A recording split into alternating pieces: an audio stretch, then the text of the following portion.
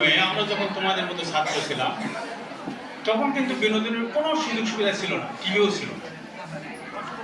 Cable TV আসছে, আমাদের হলে টিভি ছিল দুটো, একটা আমাদের গোটা মেডিয়ার পথে একটা টিভি ছিল। তা আমাদের বিনোদন ছিল, আর আমি একটু দুষ্ট ছিলাম। হ্যাঁ, সিনেমা দেখতাম। তখন তোমরা জানো না বোধহয়, হলে যায় সিনেমা দেখতে হতো। হ্যাঁ, তো সিনেমা হলে যায় সিনেমা দেখতে হতো।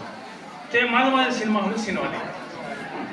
তা একদিন ওরকম আমরা 5-6 জন বন্ধু ছিলাম, সবাই একসঙ্গে যেতাম। একদিন গিয়েছি হলে, যায় বসে আছি, তখন আমার মাথায় কিন্তু এরকম টাক ছিল না, মাথায় একটু চুল ছিল। আমাদের সামনের সিটে বসে আছে আমার মতো এরকম টাকা হবে। আমার কয়েকটা বন্ধু পাশ থেকে বলতেছে, ওর টাকের উপর একটা থাপ্পড় মারতে পারবে? তা বললাম, মারলে কি হবে? তো মারলে কলিজার সিঙ্গারা খাওয়াবো। আমি একটু চিন্তা করলাম, আচ্ছা ঠিক আছে। আমি একটু হাতটা ঘষে নিয়ে মারি দিলাম। মারি বললাম, এই তুই এখানে কেন? আমরা সবাই পিছনে বসে আছি। তোমার দিকে তাকালো, সরি। ও এখন সিঙ্গারা খাওয়াবে, ওর তো মেজাজ গেছে খারাপ হয়। ও একটু পরে বলতেছে, আরেকটা থাপ্পড় মার দেখি। তাহলে কি হবে? তাহলে এবার তোকে বিরিয়ানি খাওয়াবো। আমি বললাম, ঠিক আছে, আরেকবার মারবো।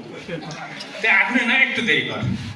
হলে কিন্তু মাঝখানে ইন্টারভ্যাল হয়, তারপর আর একবার কিছুক্ষণ 5 মিনিট 10 মিনিট বিরতি দেয়, তারপর আবার শুরু হয়। ইন্টারভ্যালের সময় সব হল থেকে বের হয়ে যায়।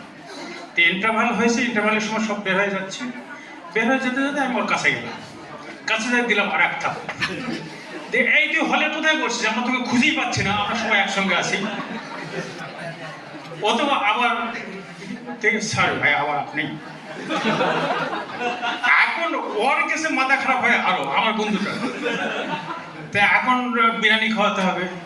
তো সেই সময় রাজশাহীতে প্রথম চাইনিজ রেস্টুরেন্ট খুলছে। তো বললো যে আর একটা থাপ্পড় মানে তাহলে চাইনিজ। আচ্ছা ঠিক আছে, আর একবারই মার। তারপর চুপ করে বসে আছি। তারপরে সিনেমা হল যখন সিনেমা ভেঙে গিয়েছে, তখন ও যাচ্ছে, আমরা পিছন থেকে সামনে গেলাম, আস্তে আস্তে কাছে যাই, আবার একটা থাপ্পড় মেরে দিলাম। এবার থাপ্পড় মেরে বললাম, এই জানিস, তোকে মনে করে হলের ভিতরে আজকে একজনকে 2বার থাপ্পড় মেরেছি। Thank you.